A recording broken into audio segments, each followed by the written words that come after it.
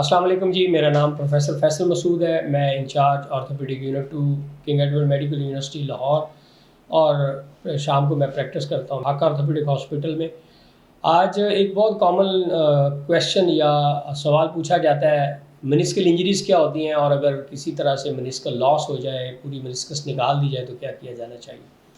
सो उसके लिए ज़रूरी है कि हम ये समझें कि मेनिस्कस क्या होती है। ये हमारे अंदर गोश्त के लूथड़े होते हैं जिनका काम बुनियादी तौर पे घुटने को स्टेबलाइज़ करना होता है और घुटने के झटके जो शॉक अब्ज़ॉर्बिंग फंक्शन है उनको करना होता है। घुटने की जो कार्टिलेज है उसकी जो नशो-नुमा है, न्यूट्रिशन है, उसको ये स्मूथन आउट करते हैं।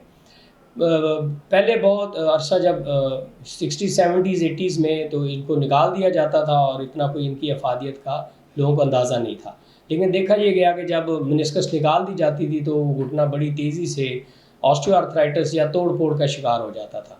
तो आजकल इसकी हत्तुल-बिसा कोशिश की जाती है कि इसको बचाया जाए। अमूमन इसमें पार्शियल मेनिसेक्टमी या मेनिस्कल रिपेयर कर दी जाती है। अब सवाल ये है कि अगर मेनिस्कस किसी वजह से रिमूव हो जाए या लॉस हो जाए या इर्रिपेयरेबल डैमेज हो जाए तो क्या करना चाहिए? उसमें फिर डिपेंड करता है कि मरीज़ की उम्र कितनी है, उसका प्रोफ़ेशन क्या है और उसकी तवक्कुआत क्या हैं।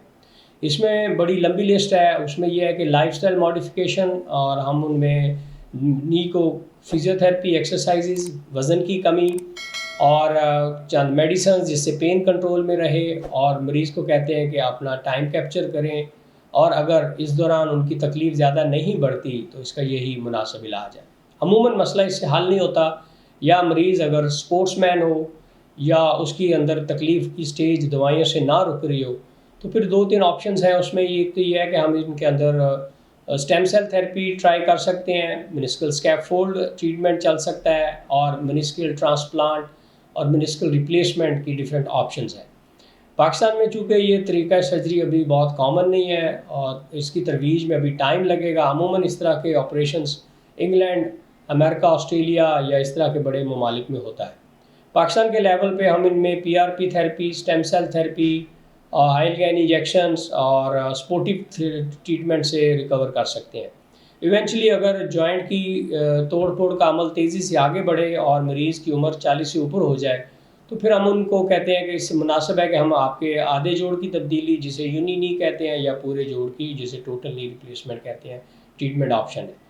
बहुत सारे लोगों में लाइफ़स्टाइल मॉडिफ़िकेशन से, आराम करने से, वर्जिश करने से और अपने आप साथ विटामिन डी, कैल्शियम लेने से जो घुटनों के मसाइल हैं वो बहुत हद तक रिकवर हो जाते हैं।